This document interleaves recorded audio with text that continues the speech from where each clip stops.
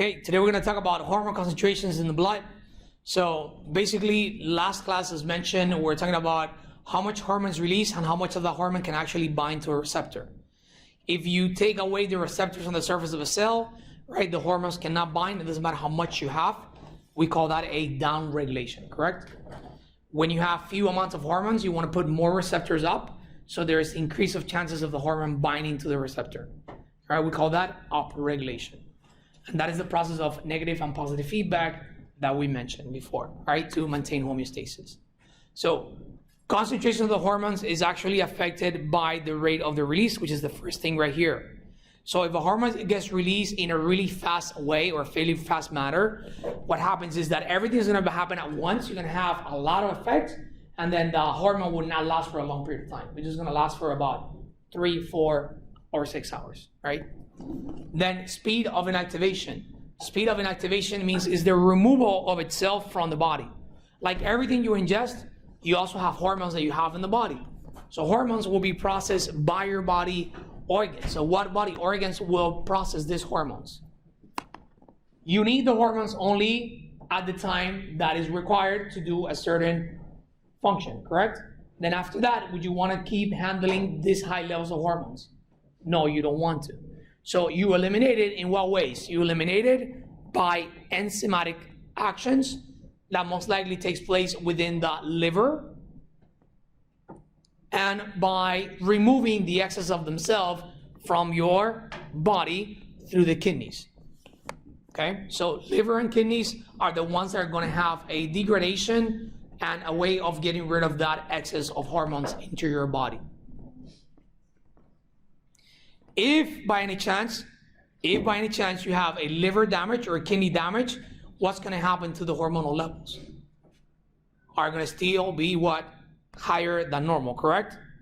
If you have a liver or kidney damage, if you take any medications, those medications will last for a higher amount of time. Why? Because your liver and your kidneys are not processing the medication. So far so good? And this event brings to this. Polypharmacy. What is polypharmacy? And actually, you guys pretty aware of this, that if you go to a doctor, especially as you become older, every single doctor, a new doctor that you go to, it gives you a new medication. By the end of the second doctor, you already have 12 medications that you usually take. That is known as polypharmacy. All you're doing is you're treating each condition or each symptom with a brand new medication, and all the medications will affect overall the liver and kidney functions, leading to liver failure and kidney failure. That's why we have so much liver and kidney failure nowadays in our hospitals and in transplant centers. That's where they're booming, because we have a lot of these things. And so this is going to be endocrine system. So mainly endocrine system is the body what? Second greatest controlling center, like mentioned before. That endocrine has a bunch of glands. We have the glands: pituitary, thyroid, parathyroid, adrenal, pineal, and thymus. Right? You also have pancreas, gonads. Those produce what? Hormones that they can become exocrine products. So what is the main function of the endocrine system? One is for reproduction, like sex cells, estrogen, testosterone, androgens, growth, like growth hormone, development. There's a combination of T3, T4, combination of growth hormone, combination of estrogen or testosterone for development, defense against stress. What is the hormone that is for stress? Cortisol. And then we have water, and for water we have what hormone? ADH. For electrolytes and nutrients, well, electrolytes, you have your aldosterone, as mentioned on the lab. So that gives you balance of electrolytes as well as nutrient balance. Now, you also have, for nutrient balance, you have like the calcium, which is your PTH, calcitonin, etc. We're going to talk about that. And then we have energy balance, and that is mainly your TSH, thyroid stimulating hormone, as well as your T3 and T4, which regulates your metabolism and every other cellular reaction. And then, of course, your cellular metabolism, which is, again, that one. Okay. All we want at the end is to have a what? A normal level or a maintenance level of all these hormones to just pretty much reach what? Homeostasis. And we control homeostasis by positive or negative feedback. So a negative feedback, it's opposite of what you already started. So if your levels are low, then what is a negative feedback? The opposite is increasing the levels. If your positive feedback is the same of whatever you have. So if you have a low levels of a hormone, what is a positive feedback? Even lower.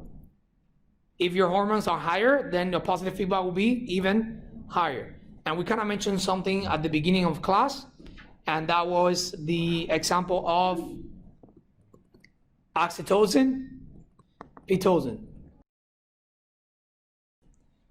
So hormones, they're synthesized and released. So what type of hormones are we talking about? Well, these hormones comes in a different way. So you have humoral stimuli. Humoral means what? Body fluids.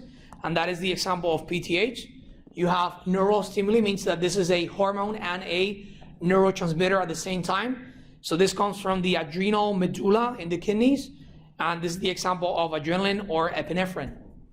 You also have a hormonal. Again, anything that is hormonal means is released and travels into the bloodstream. That's what hormonal means. The endocrine part of the body. So that is the pituitary hormones. So almost all pituitary hormones, they travel through the bloodstream.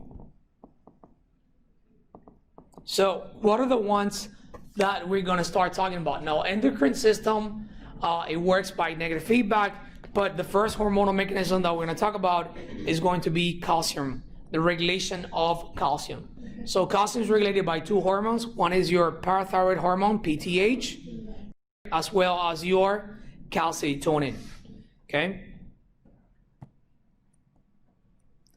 So calcium is regulated by both parathyroid hormone and calcitonin. That's how you regulate calcium. So what are the effects of parathyroid hormone? Now, parathyroid, and if you look at the parathyroid, the T, just some sort of an arrow. I like to draw like that. So PTH, what does that mean? PTH is increase the level of calcium in the body. So by doing so, what it's going to happen? No, if I need to increase calcium levels, I need to ingest more calcium, correct? In my diet. But you have calcium all the time. Do you have a piece of calcium in your pocket all the time? No. So what do your body stores calcium? In your bones, right? So all you're going to do is you're going to stimulate osteoclast. You're going to break down the bone. And as you break down the bone, that calcium would increase into the what? Into the bloodstream. Now, in the levels of intestines, you can wait a little bit. In the meantime, you already have the bones that are being destroyed. So you can have calcium to allow for a contraction and relaxation of the muscles, right? Skeletal, cardiac, and smooth muscles. But in the meantime, you can wait until you ingest some of that calcium. The calcium will increase the absorption. Once there is more absorption, because you get it from diet, that calcium is going to go into the bloodstream. Okay?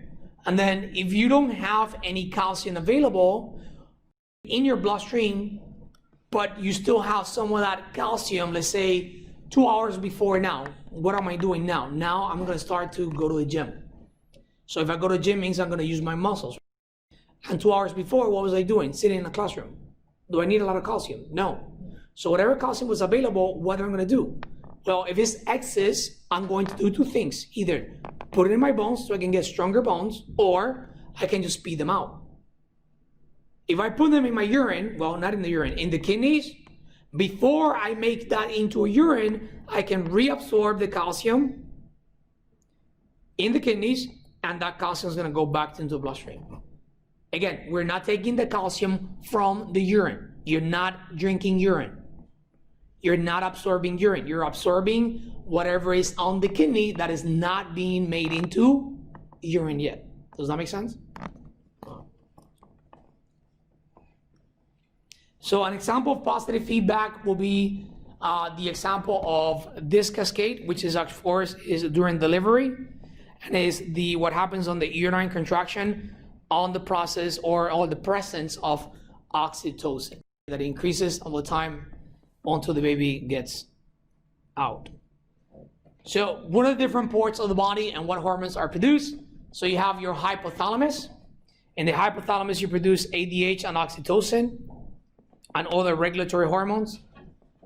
Now, after the hypothalamus, we have the pituitary gland, and that is the order. So in the pituitary gland, as mentioned before, we have the FLAP-PG.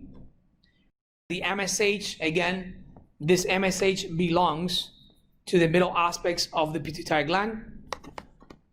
Now, on the posterior aspects of the pituitary gland, we're going to have release of what? Oxytocin and ADH. What does oxytocin and ADH produce? They are produced where? On your hypothalamus. Okay? Now the next event we're going to have is your pineal gland or pineal gland. That pineal gland is going to regulate your 24-hour cycle. And this is regulating the day and night cycle. So this day and night cycle is going to regulate, again, your fluctuations, right? The 12 hours during daylight and the 12 hours during nighttime. And that is by a process of melatonin. So when does melatonin is the highest? Melatonin is normally higher, well, M for melatonin. What is in the sky at night? The moon, M for M. So higher levels at night is M for melatonin, M for moon. During the daytime. So during the daytime, what do we have on the sky? Sun. So we have higher levels of serotonin. So they're opposite to each other. So during the day, you have high serotonin, low melatonin. At night, you have high melatonin, low serotonin. If you think about it, what does serotonin does to your metabolism?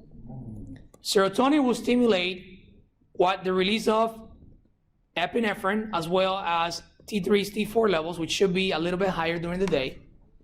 And that is going to overall increase your metabolic what?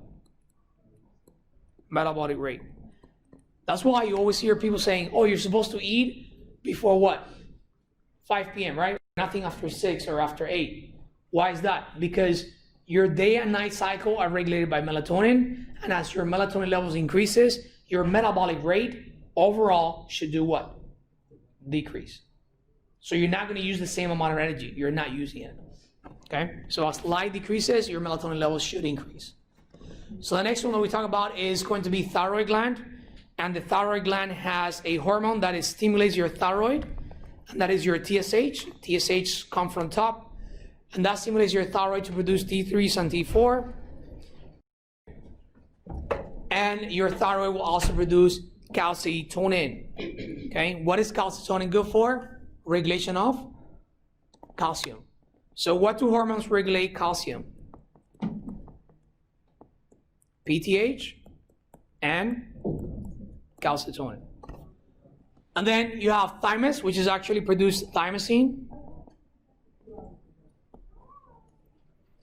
On the adrenal glands, you have a lot of them, which we're going to go a little more detail later on. On the parathyroid glands, you produce parathyroid hormone. On the heart, you produce AMPs and BMPs. So atrial natriuretic peptide, our brain natriuretic peptide. All it does is just allow you to pee more, right? To urinate more. Then you have on the kidneys, you have EPO. EPO stands for what? Erythropoietin. All it does is stimulates your bone marrow to produce more red blood cells, okay? As well as calcitriol. Then in your pancreas, you have insulin and glucagon, as well as somatostatin. And of course, in your gonads, you have your sex hormones. So I'm going to go a little more in detail into each one of those sections, okay?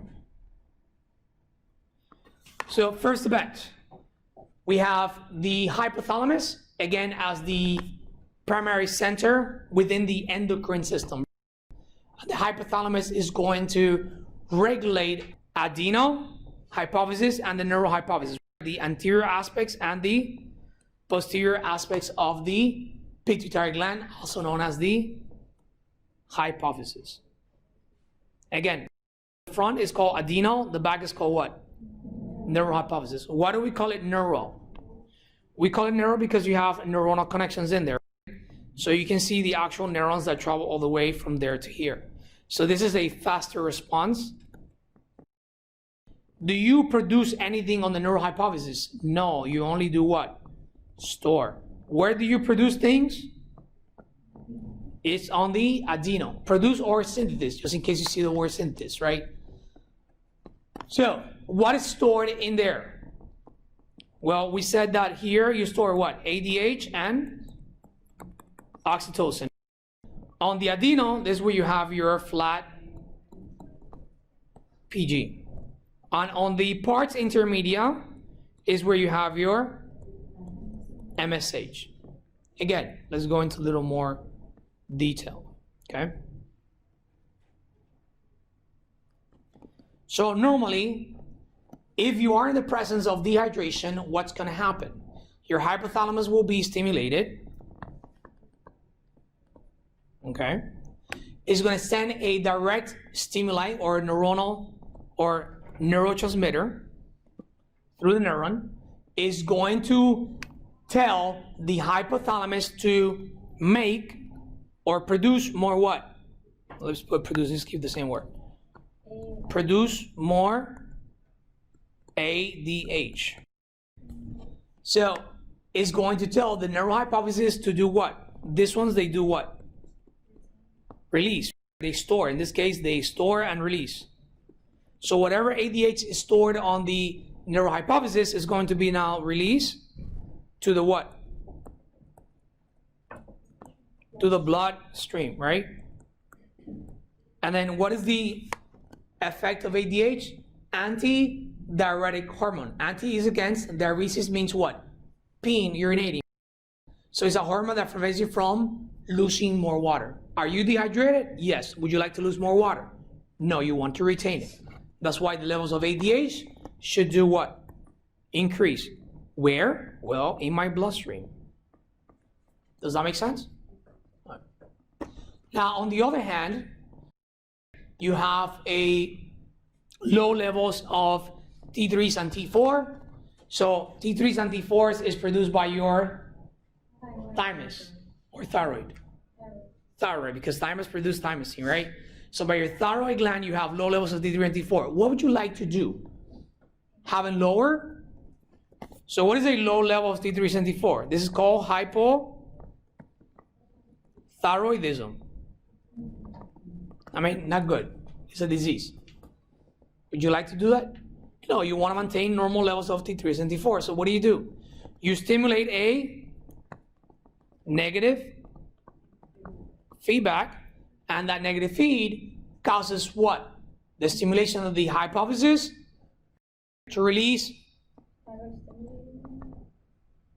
thyroid releasing hormone, and that releasing hormone will tell the adenohypophysis to release what?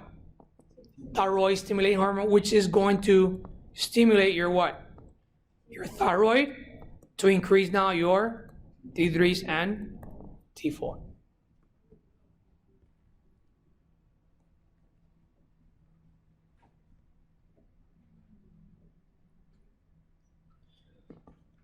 Now, the next one is we're going to talk about a hormone known as ACTH, adenocorticotropic hormone. But before talking about that one, let's go into adrenaline. Where do you produce adrenaline or epinephrine? So epinephrine is produced in the medulla. So you can see here that this is the medulla of the adrenal gland, and there is a secretion of epinephrine and norepinephrine from there. It's the only exception to the rule of endocrine, because all endocrine hormones travel in the bloodstream, almost all of them, right?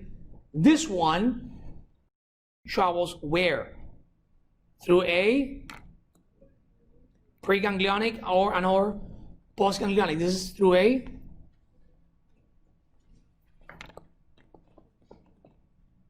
neuron. In this case is the axon of the neuron. So epinephrine or epinephrine stimulation is through what? Direct neuronal control. Everybody got that? Not through bloodstream, but direct neuron control. So, let's do a review and let's slow it down because I think it was me. Is it too fast? No? Yes? All right, so, kind of.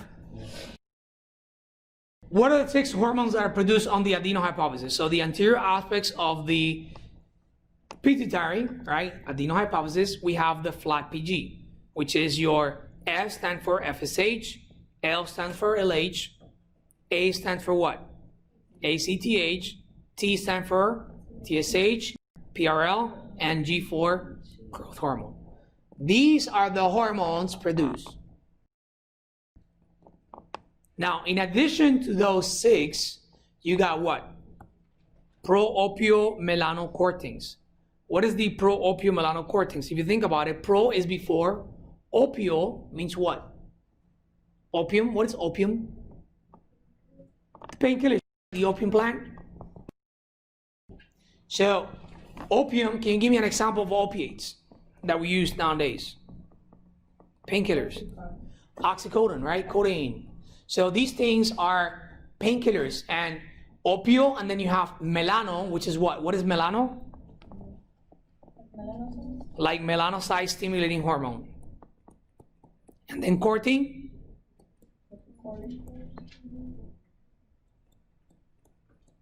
So this POMC is a hormone that has 1, 2, and 3 hormones, right, or a series of hormones that can derivate from itself. Does that make sense? All I'm trying to say is that your body produces what? Opiates. You produce endorphins. You produce melanocyte stimulating hormone from this main hormone. So this is like the precursor of all the other hormones, in other words. All the other hormones come from this one. Like what others?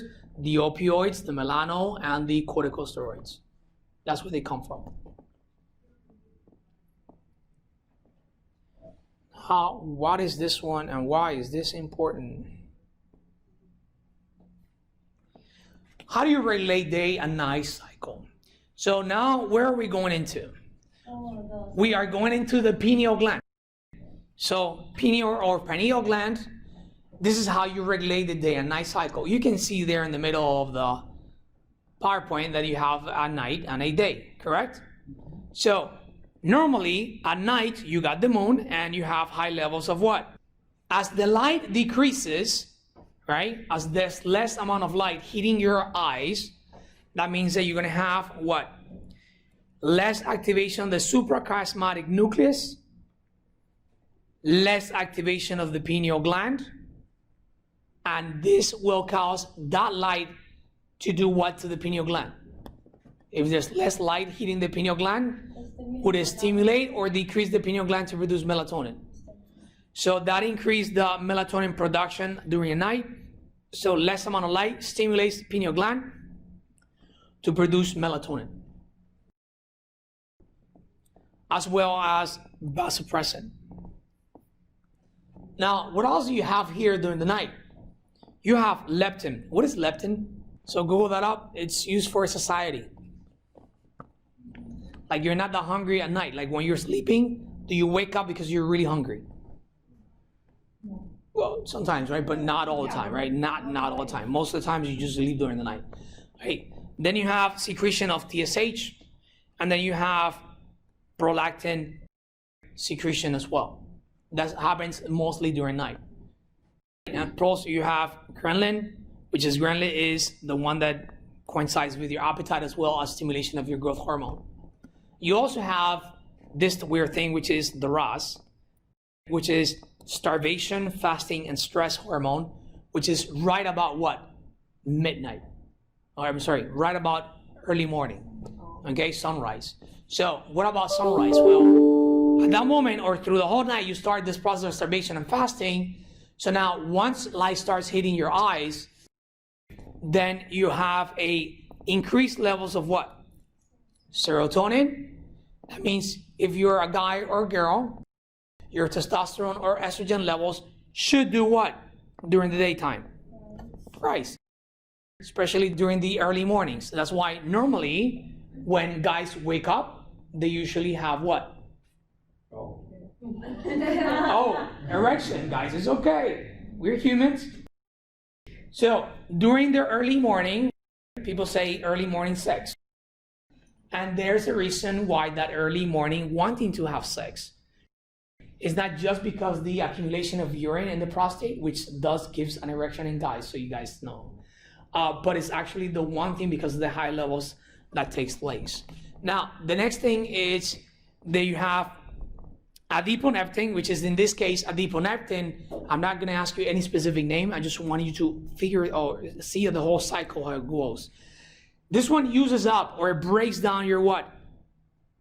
It helps break down your adipocytes. So breaks down your adipocytes for what? For using as fuel. So now during the daytime, you have a higher capacity to break down all these fats that you have stored in your love handles or any adipose tissue, so you can convert it into energy. And of course, towards night, you have an insulin rush spike, right? Almost close to dinner time. One more time. That is the whole circadian rhythm integrated with the hormones and how they fluctuate based on melatonin and serotonin, as well as your metabolic rate. Am I going to ask you specific details of each one? No, I just want you to understand that the process of melatonin, serotonin, and what happens to your metabolic rate. That's all I care. Now, on the adenohypophysis, we have, we mentioned the flat PG. Everything here is synthesized and released. On the neurohypophysis, we have what? Storage. So let's talk about this one. F and L is for FSH and follicle stimulating hormone and luteinizing hormone. What is that one good for? Well, the FSH and LH, if we're talking about them, there's a hormone, there's a precursor one that stimulates my or our adenohypophysis to make or synthesize more FSH and LH, and that is GnRH. So the GnRH stands for what? Gonadotropic releasing hormone. Why they call it gonado? Guys, it's gonado because it goes to your gonads. And this one comes from what? Your This is released from your hypothalamus. You're the only one who's like this. And then this too from your No, that's hypothalamus. Okay, so don't confuse hypothalamus with hypophysis, guys, please, okay? The GnRH comes from where? Your hypothalamus, right? And the FSH and LH from the adenohypophysis. So if it's FSH, if you're an ovary, means if you're a female, you will be stimulating what in the ovary? Follicular stimulating hormone. That will stimulate your what? Follicular cells, right? And your ovaries, you will produce inhibin and estrogen. So the follicles can mature and they become eventually a mature egg, so it can be fertilized later on. If you're a testes, means you're a guy, then in the testes is going to stimulate what? Sustentacular cells, right? Or Sertoli cells, they're the same things. These Sertoli cells, they are going to produce what? Inhibin. Are you guys following? So FSH stands for what? If you are a woman, is your first letter. If you are a guy, sorry, you're always going to be what? Second. That's the way I learned it. So F, first one for follicular stimulating hormone, hence follicular cells. The second letter is S for what? Sertoli. You see the S with the S? Do you see it? Yes. and the F with the F. That's how I remember it. If you like it, keep it. If not, make your own. If it's funnier than mine, please tell me. All right. So the LH. LH stands for what? The first letter is luteinizing hormone, right? Corpus luteum. So if you're an ovary, it means you're a female. You're going to stimulate your corpus luteum, and your corpus luteum is going to produce what? Progestin and estrogen. If you're a testy, means if you're a guy, you're going to stimulate what? L, well, in this case, we're not second, which is same thing. So L for Leydig cells, and Leydig cells are going to produce androgens. I mean, the follicular stimulating hormone is going to stimulate what? Your follicles that go from primary, right, to secondary to tertiary follicles until it becomes a oocyte. Then of course, hopefully one day, a sperm can make itself way into, and then we call this a zygote. Or hopefully not that close, right? Not that close. Hopefully not that close, because you can get an ectopic pregnancy. So anyway, the next one that we're going to talk about is ACTH. ACTH stands for what? Adenocorticotropic hormone. Why do we call it adrenal? Adrenal because it has what? It stimulates your adrenal glands, also known as your suprarenal glands. So suprarenal glands. So see, if ACTH is going to stimulate your suprarenal glands, that means what? That any other hormones that produce there will be stimulated as well. Okay, so let's talk about these things.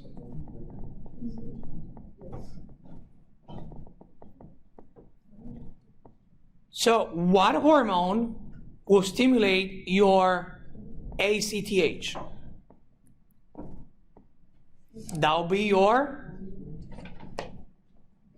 CRH. And if you look at all of them has what? An R. Whenever you have an R, means what?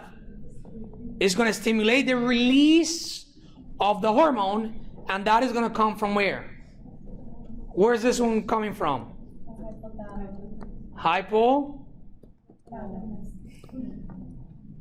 Your hypothalamus.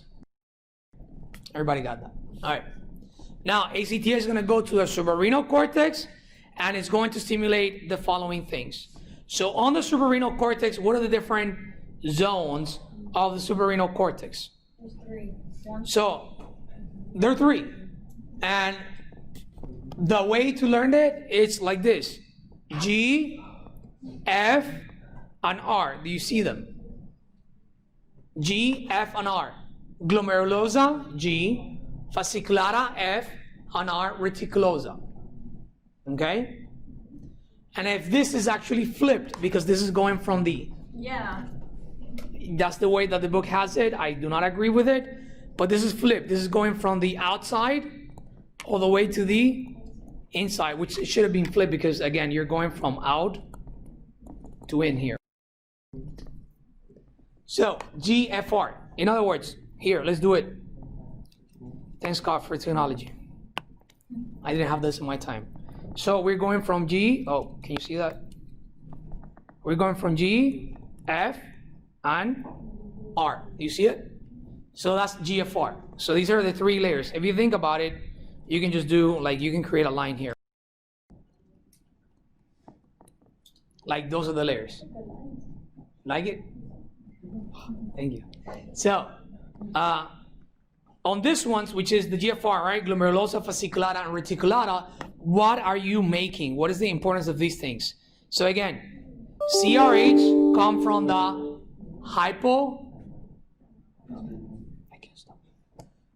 comes from the hypothalamus, right? And it stimulates what at the level of your adenohypophysis? ACTH, which then will be released into the bloodstream.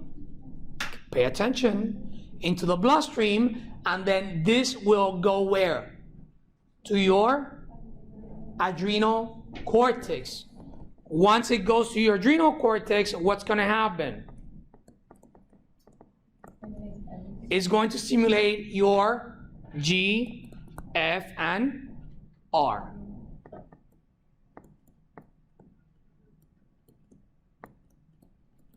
So this is the bloodstream. And how do you get from CRH to ACTH? What way? Through blood or through neurons? No, it's not neuron. That one's in the front. It's in the front. So if it's in the front, what type of circulation? Blood, hormonal. So it's a blood, but what blood would that be?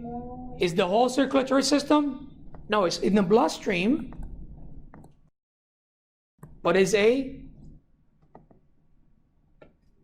closed circulation known as humoral. All right? In other words, you're sending the stuff within your brain. So it's a closed circulation within the brain.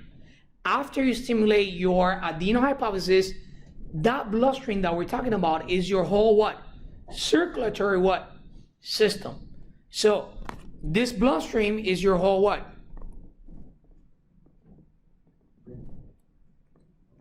CS, circulatory system. The whole system of your body.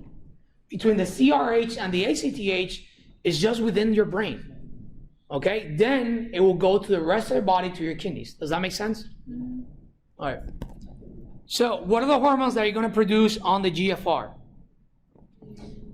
The first one, on the G, you're going to produce mineralocorticoids known as what? Aldosterone. What is aldosterone going to do?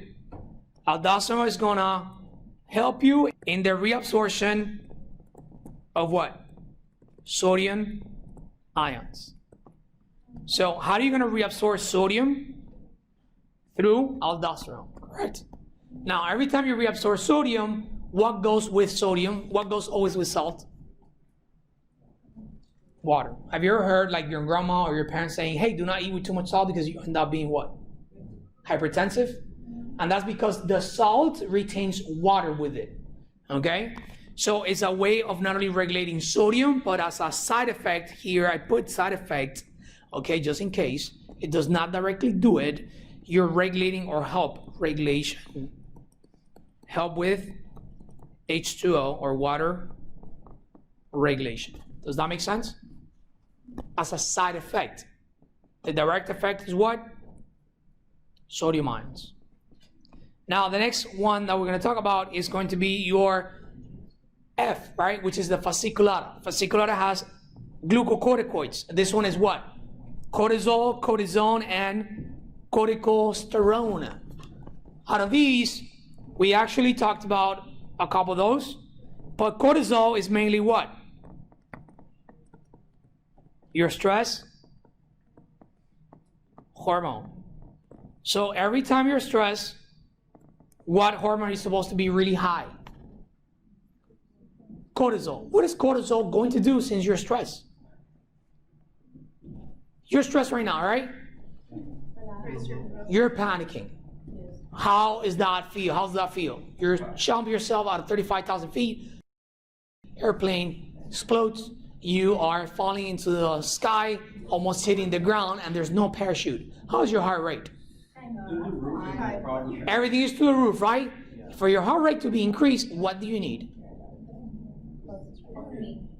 What do you need? You need adrenaline.